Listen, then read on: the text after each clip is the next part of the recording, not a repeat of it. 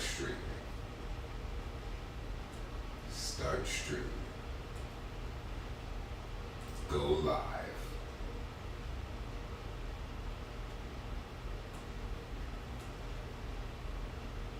And lastly,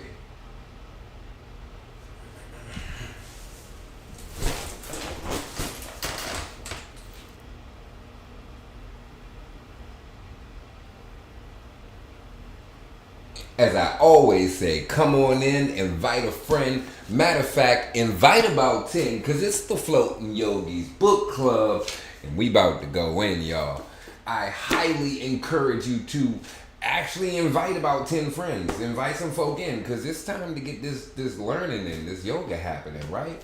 We are reading How Yoga Works, and as I said before, I'm going to give you just a moment or four to hit those folk up, so they can come on through and we can make it do what it do.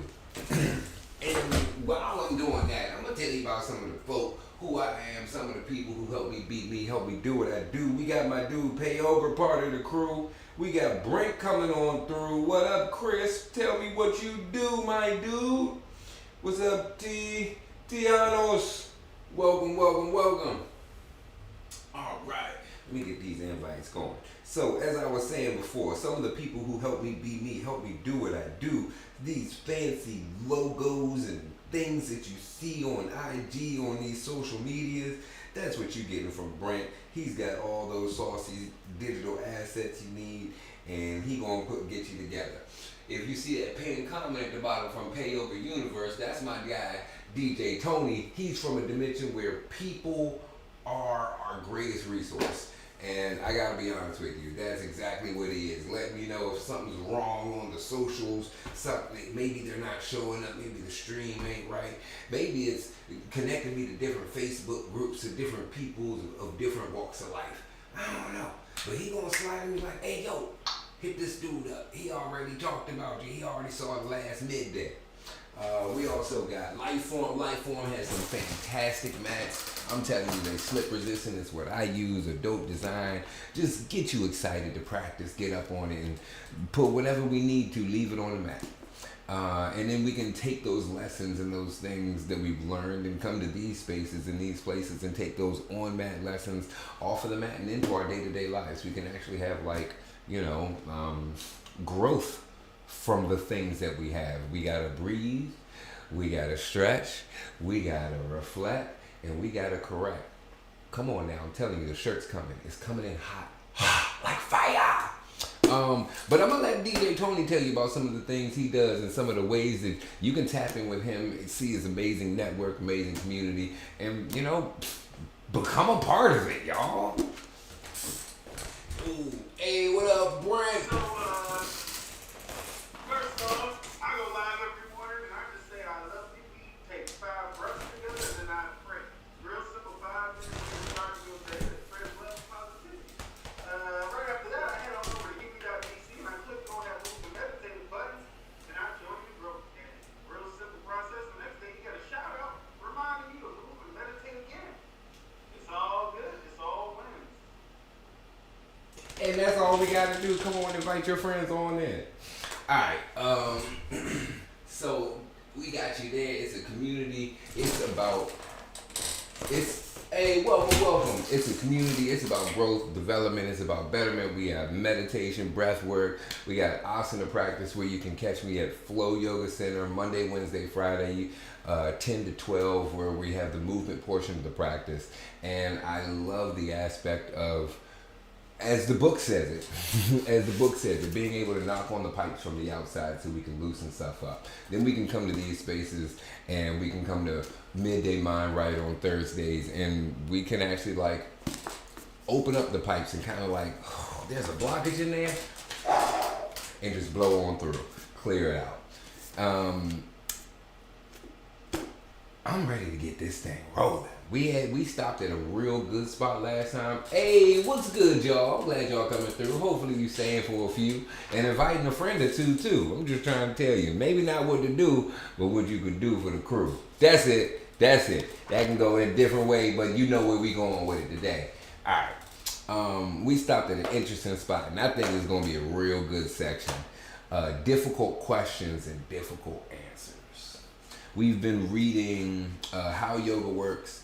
A brief synopsis of the story. This young girl, 17, is traveling from Tibet to India, crosses the border. They check her out. They see what she has. They're like, yo, you got this book. What are you doing reading this ancient language? You talking about you got a teacher. I don't believe this is your book. You got to teach me yoga to prove to me that this is your book. And I'll let you out of jail. Until then, you're under arrest. You have the right to remain silent. I don't believe they have the same rights we had here. But especially not like 2,000 years later. I mean, 1,000 years later.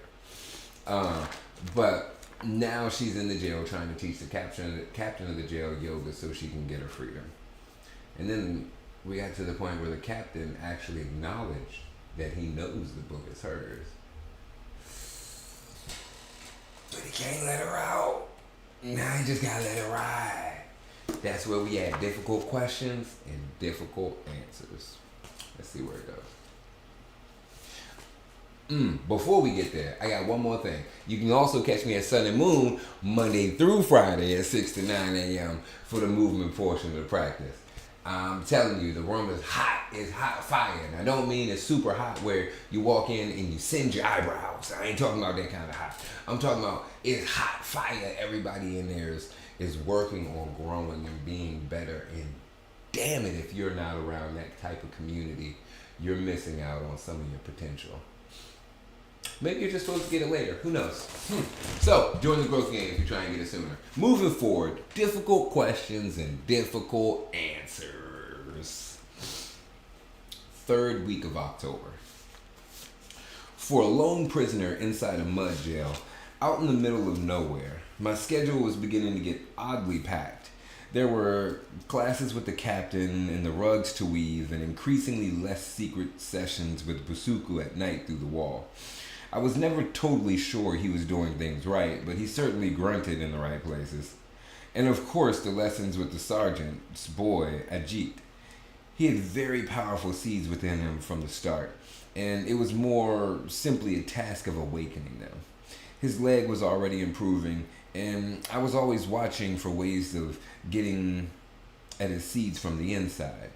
What he needed most was to be around more people. So we'd have more people to help and serve. One day, just after dusk, the corporal came out of the side room and, for perhaps the 10th time, looking oddly out the door to the road and then back to my cell. I thought he might be expecting someone, but so far I had only seen one person ever come to visit him. The woman who brought me a large jug of water to the jail twice a day. The water was drawn from the public well down the road towards town. Every jug meant standing in line for at least an hour. Not that anyone minded. This was where people had a chance to see each other and talk and find out the town gossip. And then the lady would come with the jug and put it on the porch, and sometimes the sergeant would, or the captain would come out for the latest news and exchange the usual banter that working men and a lady who comes like that often do. And so finally the corporal walks stiffly to the door of my cell, but first he turns to Busuku and says, "Mr. Busuku, I need to ask you a favor, if you will." "What's that, my young fellow?" he answers lazily. "Well, you see, right now, in fact, I am going to take Miss Friday, take her somewhere." I hear Busuku getting up off the floor in a comparative flash, ready to defend my honor again. "Young man," he says. "Oh, it's nothing, sir. You see, what I want to do is to take her home, to see my mother. You see, to see if she can help her the way that she's helping everyone else. You see, sir?" "Ah," says Busuku knowingly. "Well, I think that would be wonderful. And one thing, sir, you see, it would be, a real help to me if you see the sergeant and the captain My lips are sealed, says Basuku with a little chuckle. But don't dawdle, my boy. Oh yes, the sergeant. Oh yes, the sergeant, squeaks the corporal. Sergeant, my arse, growls Basuku. I just don't want to miss my secret class tonight with Miss Friday, son. So make sure she's home on time. So she got everybody rapping right now. Like everybody's sliding through. They're like, hold on, can I get a session? Nah, my back, I got these bum knees. I don't even think straight.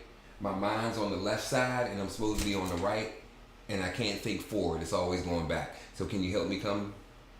Yes? No. Teleportation.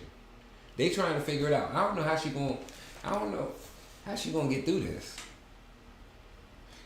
Cause once shit start hitting the fan, we gonna see. I ain't gonna talk enough of that. You said you don't know how she gonna come through this. Yeah, I don't know how she gonna get through this. It's only 24 hours in a day. Yeah, but I feel like thus far, I feel like if she died in the jail, it would be a tragedy, but expected. You know? Like, I feel like the whole purpose of the book is to release Dang. limitations on what's going on inside. Dang, if she died in the jail, it's kind of. Yeah, like, it would be a tragedy, but it wouldn't be unexpected. Like, it would fit the storyline.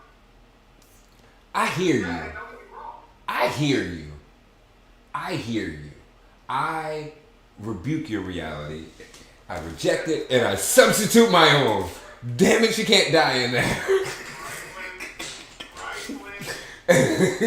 I reject your reality and I substitute my own. Oh no. But I see where you're going with that. Because so far it's been written kind of like, nah, we gonna do some ratchet stuff. We're not gonna take it the typical way you think, but we're gonna kind of lead you to make you think that it's gonna go down there, and then just take a little quick bloop, one of them things, a right on red. All right, let's see. So she try and get her session. Yes, sir, replies the corporal, his voice quivering. And then the crossbar is up off the door, and he's leading me down the road in the growing dark. We walked a long distance, out in the opposite direction of town. The corporal kept his head down as we stepped off the road whenever anyone came the other way. Then at some point he turned onto the side of the road that meandered off, to the left through a silent forest of tall single trees growing apart from each other. It was all completely silent. And then we came to the clearing. In a simple but pretty and well-kept cottage of thatched reeds. Inside there were a wide, clean room with a well-worn, spotless floor packed with clay. In the middle of the room was a mat of woven rushes, and upon it a small, low, round wooden table with a lamp, made of a wick and melted butter and a lovely little clay dish. And in the house. In the halo of the golden light, there was a woman, an old woman, sitting soft and quiet, wrapped in an elegantly simple white cotton sari dress. She greeted me with a bright, loving eyes beneath calm, almost sleepy eyelids. My mother, said the corporal, in introduction. Miss Friday, he said to mother.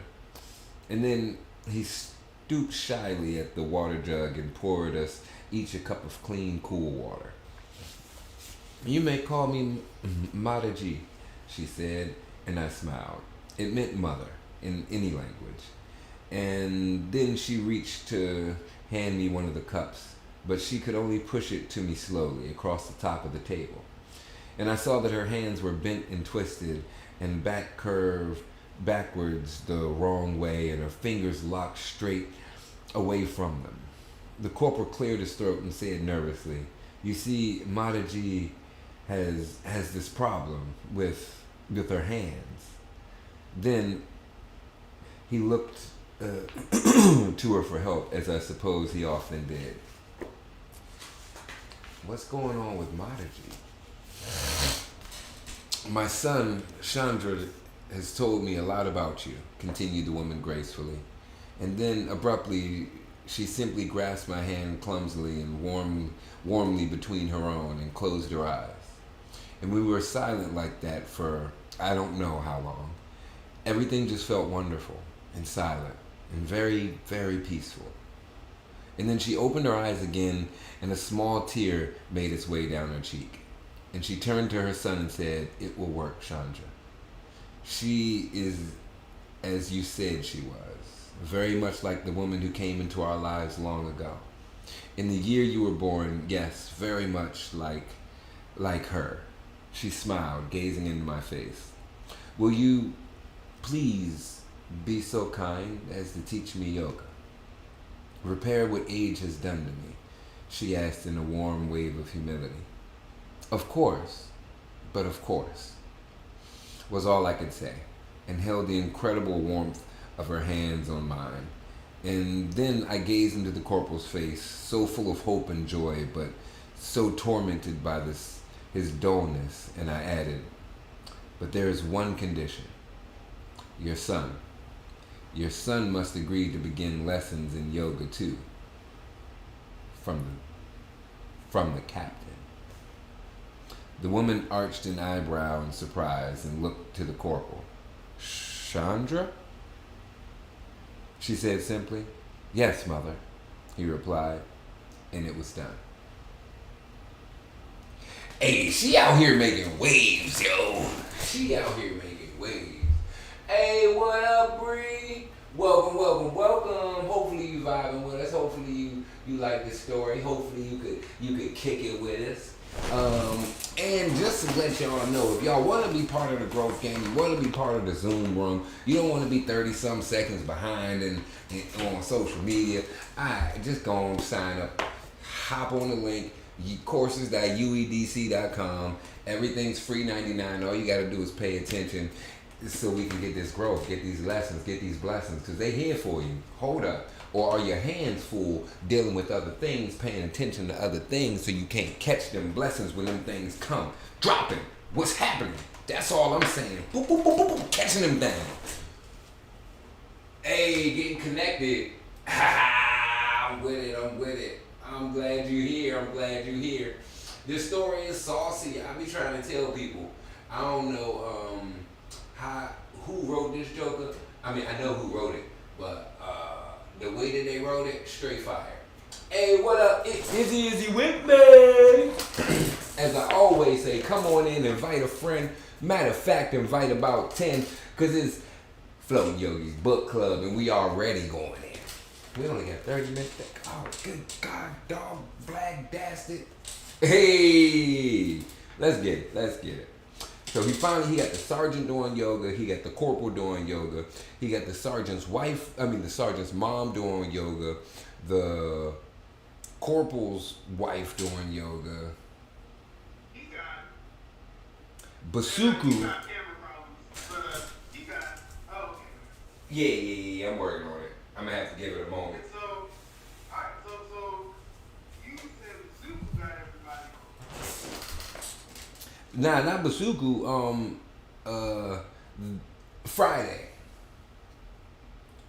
Friday, busy as ever. She giving Basuku lessons. She giving. Exactly. You was like, I was like, okay. Oh, no. Friday. I mean, most books like these are gender neutral anyway, so I'm not trying to start nothing. I was making sure I was understanding. I was making sure I was paying attention. That's all. Yeah. You want it. I'll come. Yeah, if I was coming for you, I'll come for you. But I was making sure. Alright. So yeah, I think she got like But yeah, she got everybody, like literally everyone that. the inside of the jail to the outside of the jail. They're literally sneaking her out of the jail from her services. Like the outside needs the inside now. Come on now, isn't this what she said she was going to do? Ah, fantastic. All right. Let's see what else they talking about. All right, said the captain. I have questions, difficult questions, about the first form of self-control, about not harming anyone. roll ahead. Roll ahead, I smiled. It is only harming others that creates bad seeds. What if you harm yourself? He began. Uh oh. That's good. What up, melanated Martian? What's goody? Who else just hopped on here? What's good with you too? What it do? Alright. You know what's something I've always thought about? Well, Okay, well, sorry. Well, yeah. go ahead and read the next line, and then I'll do it, because the book is going to take it there, and then I'm going to take it back. Okay, alright. What if you harm yourself? He began. Something like trying to commit suicide. I asked. Exactly, he said. All right, so it's about to get into it, but we'll look this in a way. For me, I think a lot of self-empowered people or self-aware people judge those who are unaware as self-harming by not taking care of themselves. So first, I want to say there's a big difference in letting your body go and self-harm. Second, I want to say, but where exactly is that difference? Okay. Harm ourselves, like whenever we, okay, see, now that I did the thing, now that I did the pedestal thing, don't we harm ourselves when we don't do our practice? Don't we harm ourselves when we don't get enough sleep? Don't we harm ourselves when we eat one more after we're already full and we can just save it and eat it in the morning? Don't we harm ourselves when we, I mean, you pick a thing that we're not doing, and yeah. I like where you're going with that. I like where you're going with that because yes, I I looked at it several different ways because I'm like, all right, but even though the practice isn't, if I don't do my practice, it's not harming me, air quotes, because the practice is helping me to get better. So I'm no longer on my I'm just, not in that extra space. So any of that extra work that I did before, it's kind of going to balance itself out. But it don't work like that because it changes your lifestyle. It doesn't just change the things you do or change like little things. It changes your lifestyle. And it's not, Shout out to Ike Just Different on IG. hey, it changes how you do things. Like for me, one of the shifts I had was I used to be insomnia. Let's start there, and then I would sleep in late. When I did sleep, I'd sleep at like maybe 7 a.m. or 8 a.m.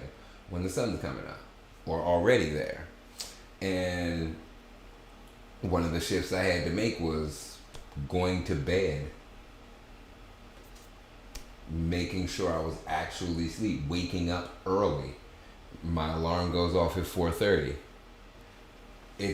I had to make adjustments, and it's not like I could just say, all right, I'm not going to do my practice, because it would change my lifestyle. It would change how I go about my day. It would change the things that create my like space, my state of homeostasis, where I can be competent, where I have all my faculties, where my plans are coming together.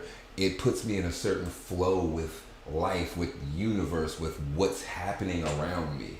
So it is harm when I don't do those things. You're 100% on it.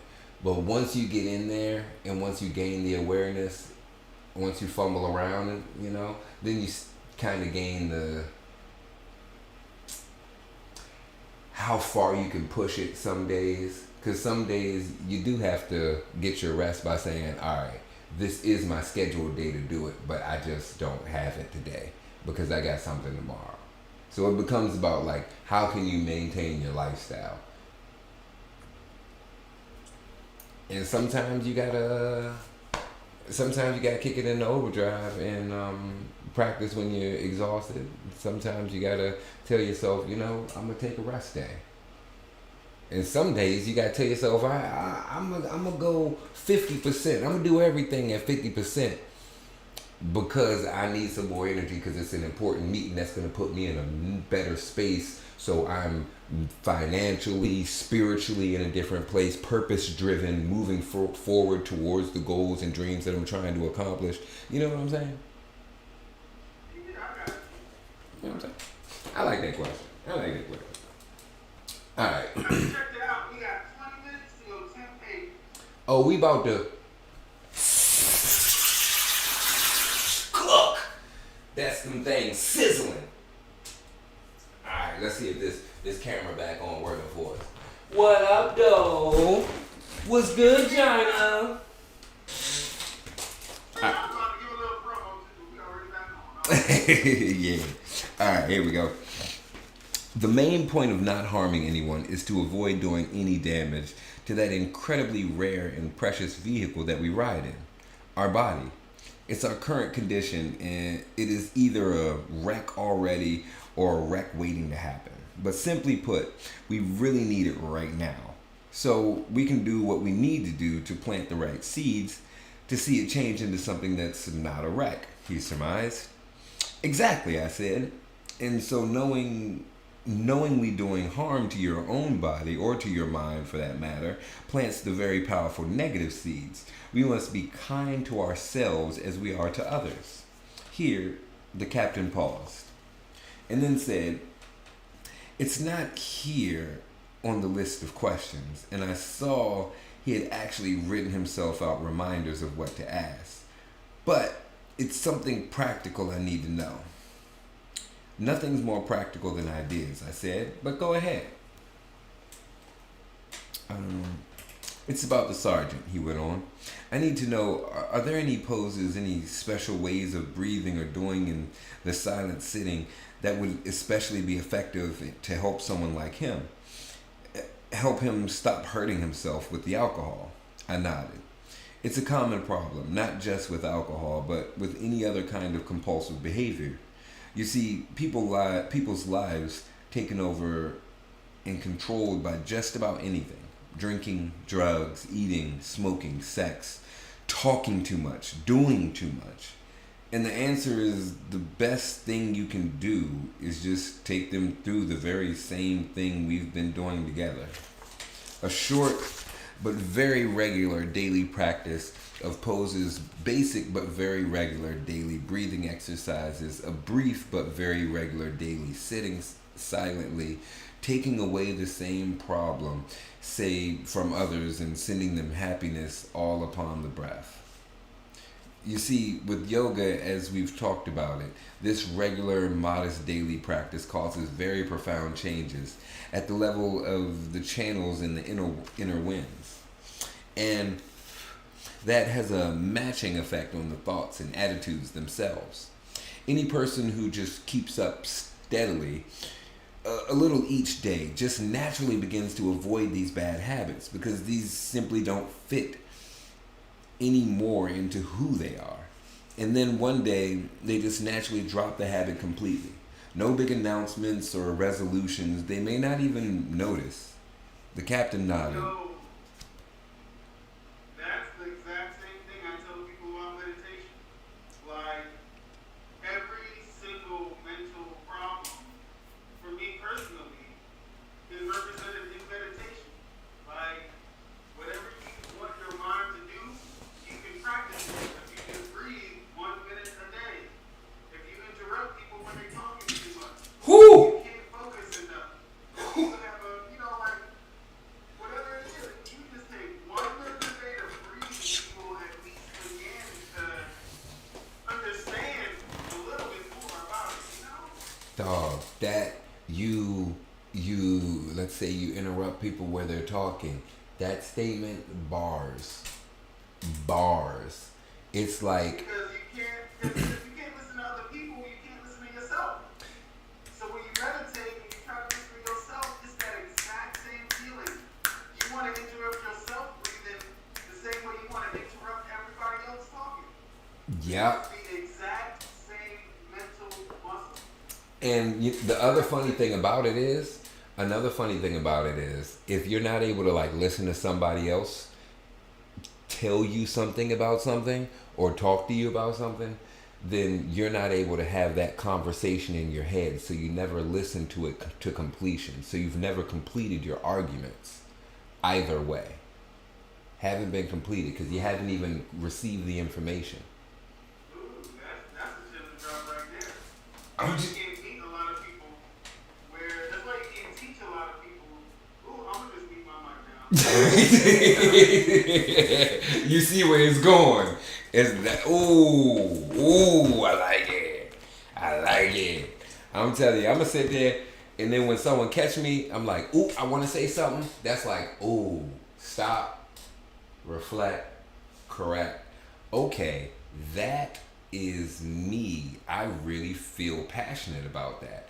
Now I kind of want to either know why I feel passionate about that because it could be triggering and I need to do some work, or it could be like, nah, this is the fight.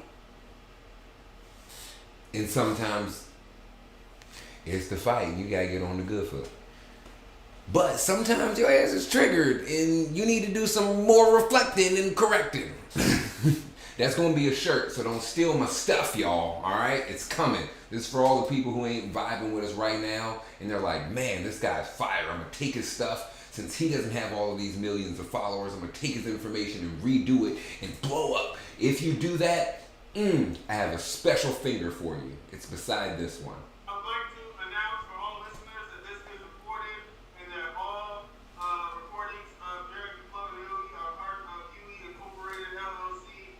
So I have more trademarks here under all properties. Amen. Yeah. Under UE, Urban Yogic Wellness and Education, 501c3, send your donations. They are tax deductible. Let's not worry about these taxes, y'all. All right, moving forward. I gotta remember where we were first.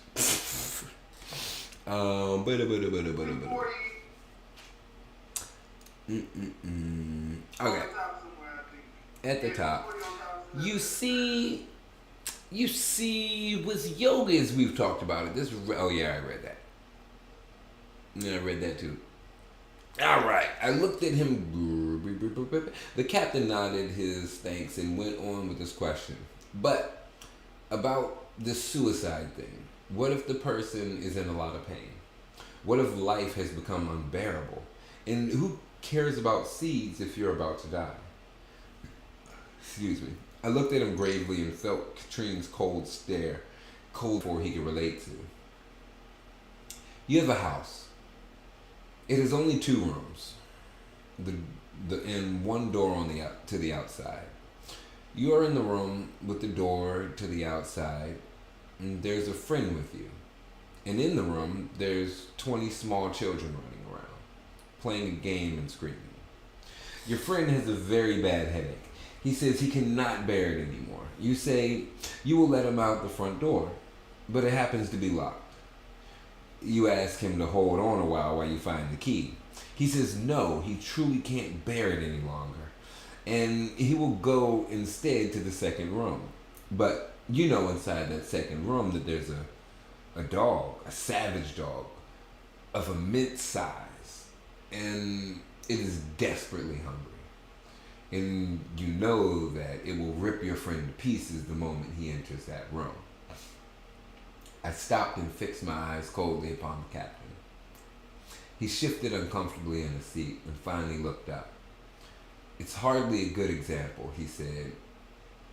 Then, a little defensively, I suppose you're saying that we must go on somewhere after we die, but personally, I cannot believe that. And no matter what they say, I don't think many other people do either. We see them die, the body stops and it's still, and life seeps out and they lie there, cold, dead. It's all over. We can see that it's all over. A short of anger came into me, hot now like Katrine too. I will put it to you bluntly, Captain. The one and only reason that people think we don't go on after the body stops is, well, just that. They can see that the body has stopped. But if you are completely honest with yourself for even a single moment, you must say that you cannot be sure that the person's mind has stopped just because their body has stopped. Because when the body stops, then the mind can no longer send any message to the outside. No hand to wave, no tongue to speak with, no eyes to blink, and so the whole world really believes it, whether they admit it or not, that the person and the person's mind have stopped, with no better proof than a body that no longer moves. It's like saying a person riding in a coach must be dead if the coach breaks a wheel and stops. It's exactly the same thing. Let's be honest. At least admit that you're not sure if the mind goes on to someplace else. I mean, hard to be sure unless you went there, came back, right? The captain shook his head once, courtly, and looked down. I could feel he was starting to get a little upset. But the wild dog thing, I mean, come on, fire and brimstone and all that? Fire came into me then, but I struggled to hold it back because I really didn't want him to be upset. I simply wanted him to be aware of the dangerous power of seeds. Captain, please look at your life. Look even at your life today. You got up, out of bed. You woke up. Thousands upon thousands of images flashed before you. Your world as you dressed, as you ate breakfast, as you walked to the station, or just another normal day at work. And it was life as usual. Nothing tremendously happy nor tremendously painful either. But you see, just to maintain a flow of reasonably pleasant images, the toast at breakfast, the feel of the morning air, the touch of your own body, the song of your own thoughts, just to maintain what you take as normal life, it requires so many thousands of seeds ripening instant after instant, presenting each detail of each object around you to your mind, instant by instant. And these are all good seeds, you see, the very cream of the countless seeds that you've planted in your mind. And we use them up like that. You see, unknowingly, unaware, not even guessing at how many kinds of wonderful actions we did towards others to create these seeds. And so the store of good seeds dwindles, which is why we grow old. And then, when they're gone completely, we call it death, which we see as our cells dying when new seeds wake up. And these new seeds, how you say it to them, how to say it so he would see, I couldn't think of anything but the blunt truth of it. Captain, we are awake for, say, 16 or 18 hours a day for about 1,000 minutes. Throughout the day, we purposefully do or speak or think something kind to others. I mean, really kind and purposefully only. 5, 10, 15 times, maybe half an hour total. And then most of the rest, especially in our private thoughts, is spent viewing others in a critical way, in a judgmental way, in a competitive way, wrapped and dazed in the selfishness. And so, if we do go on somewhere after death, and you really cannot prove that we do not, then we do go on with a storehouse of seeds which are almost all negative. I'm not saying that some big evil spirit is running around the world, I'm not saying that some big evil spirit has run around the world building invisible little rooms with big bad dogs in them. There's no such thing. I'm saying that if the thing with the pen is right, and you know it is, then the seeds that every one of us carries to our death are certainly enough to see, to make us be in places infinitely more painful than the hopeless shred of life in this world. And so we must not kill.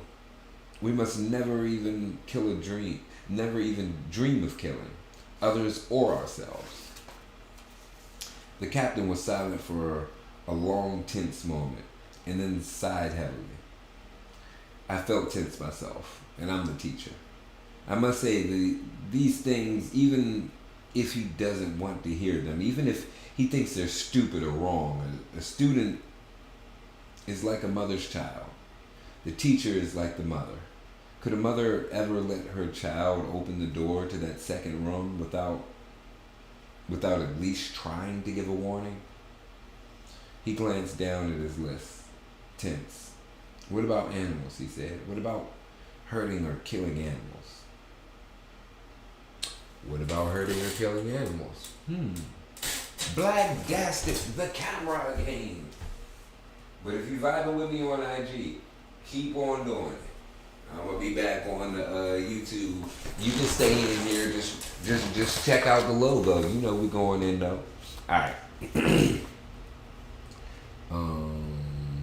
The captain was silent for a long time. Blah, blah, blah, blah, blah, blah, blah, blah, blah, blah. When the master says not to harm anyone, he is referring to animals as well. You see, in the ancient languages, the words anyone and person refer to animals too, to anything that is conscious, anything with feelings. But animals don't have feelings, he replied curtly. Something I guess he had heard an adult say when they was young. Then why did you scratch my dog's ears that night at your home? I was beginning to feel strained myself. Oh, well, I mean, obviously some animals like pets and so on, they obviously have some feelings. That's what makes it so fun to take care of them. They respond with so much affection, you see. But I mean, animals like fish, say.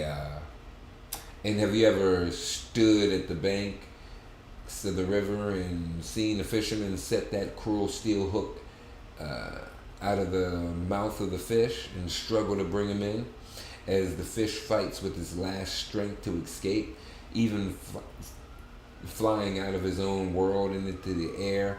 He cannot live from the pain of it.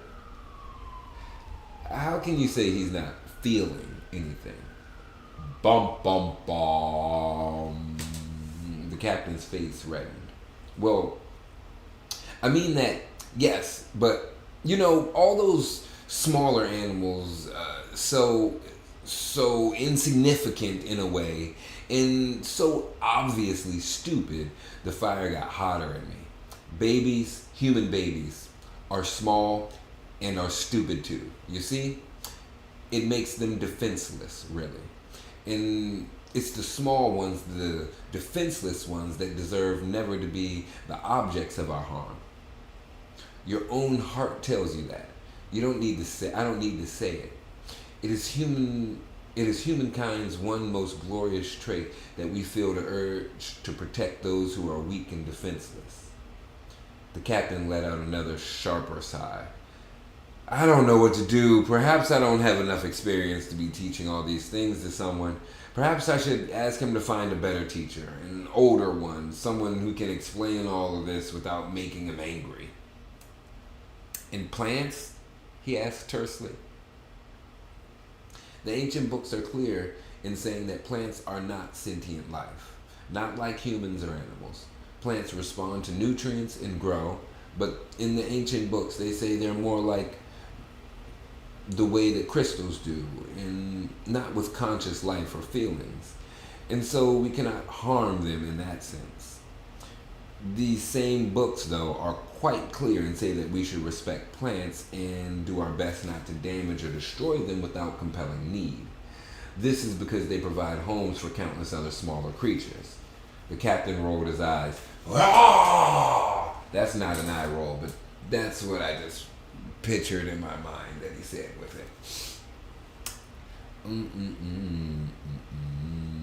The captain rolled his eyes. "Captain, sir, I'm just trying."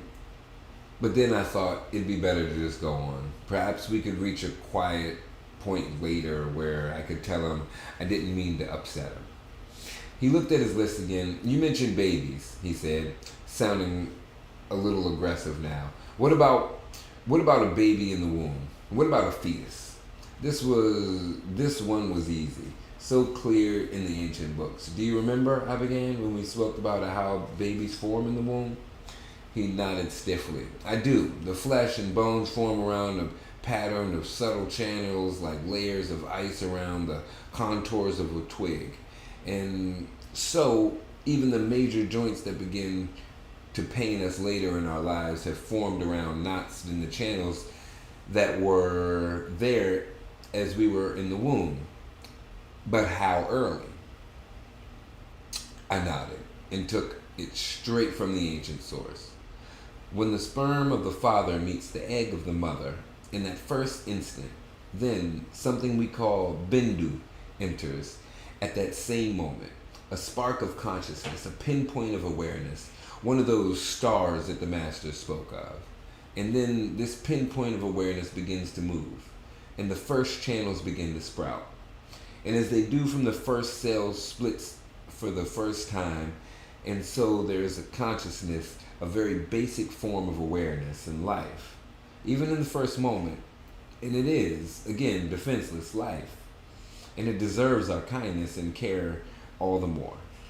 The captain reached out and took his pen to his fingers and squeezed it tightly. His knuckles went white against the flesh, not a good sign. My mind raced to think of ways to make him happy with me again. In that moment, it felt more important than teaching him, really. Ooh, that's a saucy spot.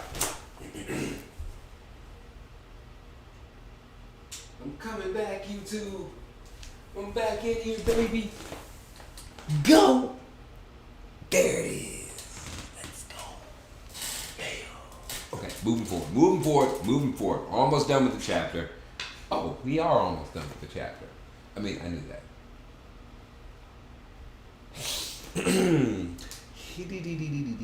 He glared.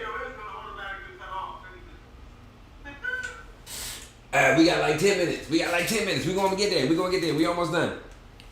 He glanced one last time at the little list and then tossed it down on the table with something bordering on disgust. War, he said. The king starts a war, say. Now, I understand the part about what I should do myself already. I mean, if someone is hurting someone else, we must try to restrain them without violence and without hatred, without starting the cycle spinning back on us one more time. That much we've already talked about. But let's say that even if I don't go to fight the enemy myself, if I support the war effort, let's say even just by paying my taxes. Now, my question is this. If a soldier on the front line then kills someone, do I have any part of a seed planted in my mind? Oh, Now, my question is this. If a soldier on the front line then kills someone, do I have any part of a seed planted by this in my mind? Say, just because I helped pay for it. I nodded eagerly to satisfy at least one of his questions easily. The ancient books were quite clear on this as well. A lot of how seeds are planted depend on your motivation, your intention. If you really didn't want to support a war effort, but you were compelled by law to pay taxes, that ultimately contributed to the effort, then yes, and some small negative seeds would be planted, even in your own mind.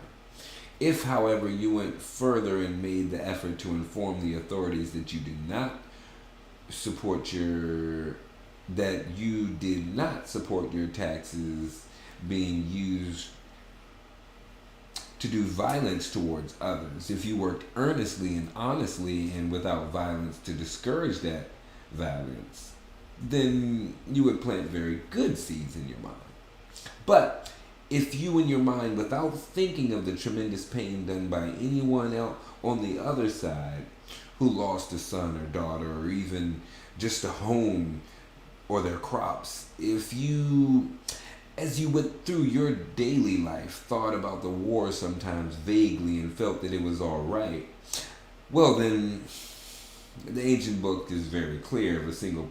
If a single person dies, a single remote battle, it is exactly as you had stood before them with a knife and plunged it into their heart yourself. That kind of seed is planted in your mind. And that kind of pain comes back to you, infinitely greater. When the evil tree has grown from that evil seed, the captain held his pen up and then actually threw it across the room. My heart was pounding. I didn't know what to do. I began to wish that maybe we just done some poses and a good sweat together. This wasn't the way I wanted it to be between us. I really felt very close to him. Too much, he cried. It's too much. I mean, these ideas of yours, not mine, I began to protest. No matter, he cried. These ideas, I can't accept them. I mean, they go against just what everyone knows and what everyone says, and some of them, they're really just, old-fashioned. I mean, modern thinking has gone way beyond them. They aren't quaint in a way. They're good-hearted and well-intended, but they just aren't up to the level of thinking which is current, which is sophisticated, which is the result of constant refinement and sensibilities of our own society here in the realm for the past 600 years, he proclaimed.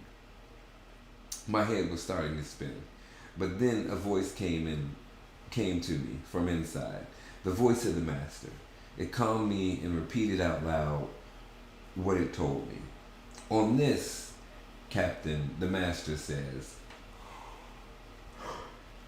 these various forms of self-control are mighty codes of conduct meant for people in every stage of their personal development. They go beyond differences in race or social status.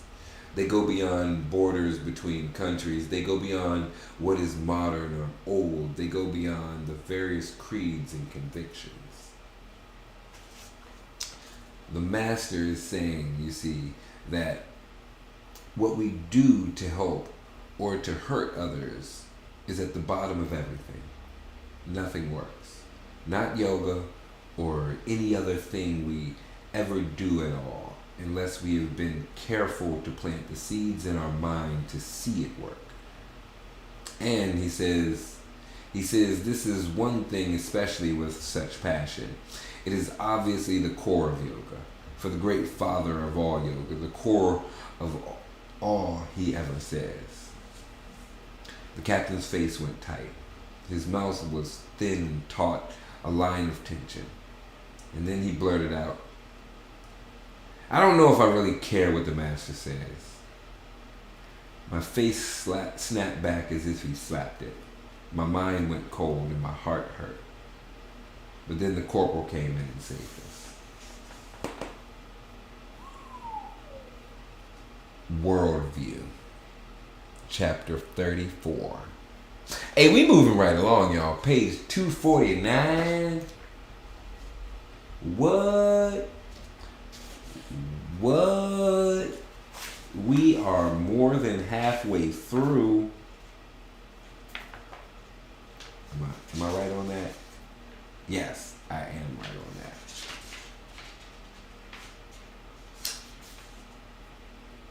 Yeah. We got 107 pages more. Did I read that right? Yeah, did I count that right? Yes, I did. No, I lied. I did not count that right. 156 more pages more to go. All right. Whew. The books got some stuff, y'all. The books got some stuff. And when I tell you, oh my goodness, being a yoga instructor, doing it the way that I've been doing, talking about these things, having some of these conversations, exactly what she said. Dang, I am not intending to upset you.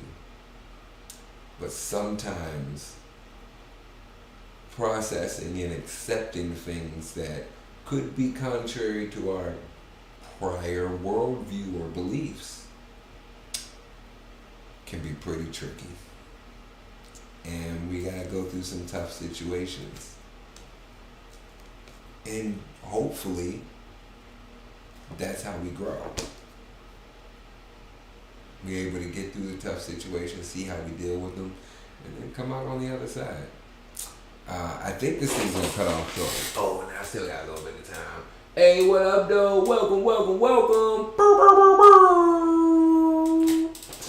Oh, while y'all still here, I encourage y'all to check out ue.dc. Well, let me see if I got something. Hold up. Bow.